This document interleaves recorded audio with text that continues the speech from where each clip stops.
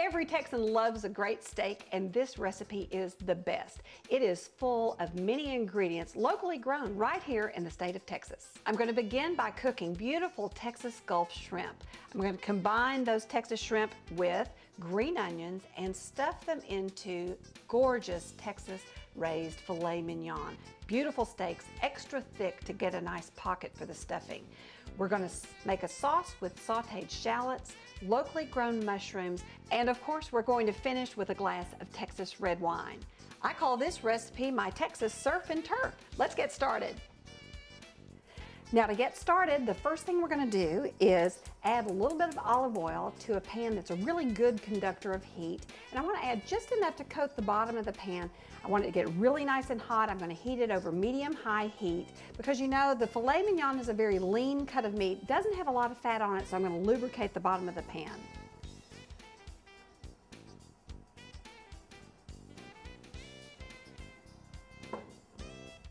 I'm going to start with the surf.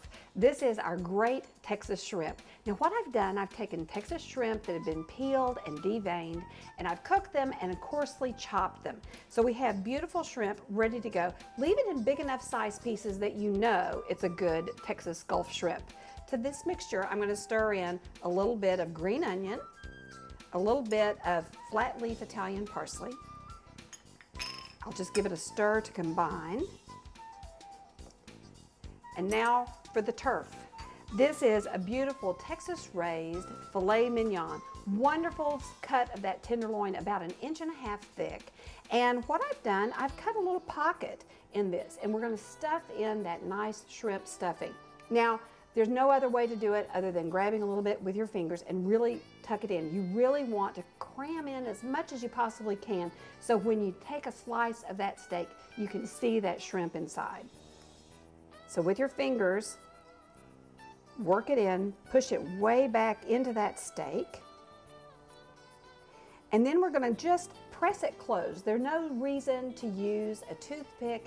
It'll press and stay together because it's so nice and thick. I've combined my salt and pepper in a single dish so I can remember not to contaminate a common salt well or salt container. So I've combined this mixture. I'm going to season both sides of my steak, season generously. Give it a flip, a little bit more goes in, pat it on, and hopefully our pan will be really nice and hot. Okay, our oil in our pan looks nice and hot. And so I'm going to put my steak in, and one of the key rules to searing is where you place it in the pan, you leave it alone. You put it in, let it hear a sizzle, and then the steak will release when it is ready. All right, listen for that sizzle.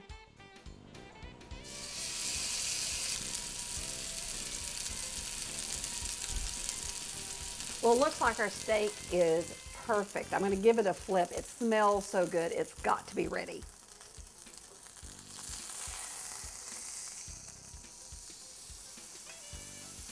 Now that is a beautiful Texas filet mignon.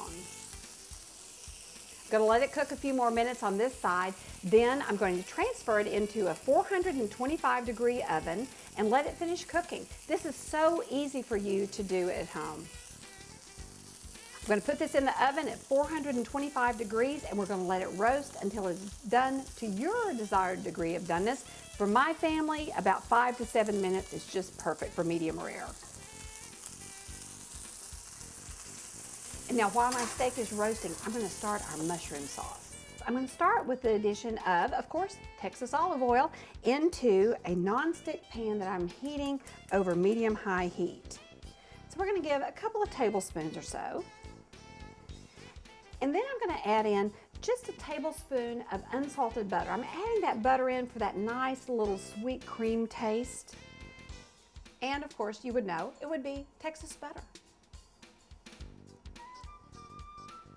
We'll let it melt and get really nice and hot. And then I'm going to saute my Texas mushrooms.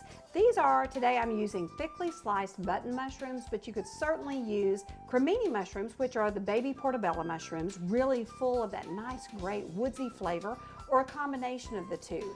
These are really, really wonderful. Thickly slice them because they have such a high water content. They're really going to shrink when they cook, give up a lot of their liquid, But we're gonna put them into the pan and we want them to cook until they are nice and brown. I'm gonna add in my mushrooms, some minced shallots, and you know shallots have that nice combination of mild onion, slight garlic overtone, really wonderful in here. It's not gonna overwhelm, it'll just complement the other flavors in our sauce and match perfectly with our Texas beef.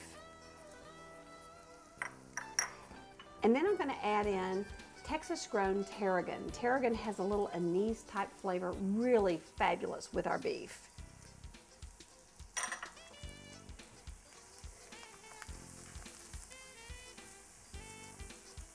I've added my mushrooms in, I've stirred them up just to get them lightly coated with that olive oil and butter mixture in there. I want to leave them in a single layer in the bottom of that pan so they'll start to brown, give up their liquid a bit, and then that caramelization that happens in the bottom of the pan is going to be reconstituted into our sauce for an extra depth of flavor. These mushrooms are beginning to really get nice and brown. They're picking up a little bit of color. And what's happening is that those shallots, the natural sugars in that, are starting to caramelize on the bottom of our pan. We're getting a little bit of browning in there. That's what we're looking for. Look at this great browning in the bottom of our pan. Perfect. This is so yummy. Great flavor it's going to add to our sauce. I'm going to pick this up and reconstitute it into our sauce with a process called deglazing. I'm going to do that with the addition of a dry Texas red wine,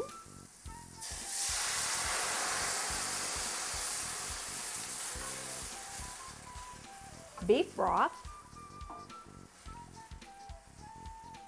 and a bit of Worcestershire sauce. I'm going to let my sauce simmer until it reduces by about half. This will take about 5 minutes or so. Our sauce is reduced by about half now. I'm going to stir in heavy whipping cream. I'm using heavy whipping cream so it will stand up to the acidity that's in that wine that we've added into our sauce. So in it goes.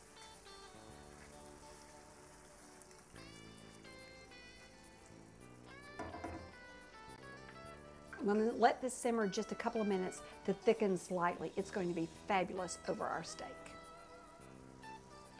Our steak is fabulous and smells so good, and of course this sauce is going to be marvelous. So I'm serving this on a little bed of mashed potatoes because we don't want to waste a bite of that delicious sauce.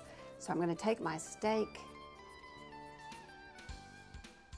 Oh, beautiful. Give it a little drizzle of our sauce. Those wonderful Texas mushrooms, that rich red wine sauce, made of course with our Texas red wine, and then I'll give it just a sprinkle of parsley to finish it off. Now that's going to make any Texan happy. There you have it, a beautiful surf and turf Texas style Texas beef filet mignon stuffed with Texas shrimp, covered with a wonderful mushroom sauce made perfectly fabulous with the addition of Texas red wine. Always remember to pour an extra glass of that red wine to enjoy with your meal. For this recipe and more, go to gotexan.org.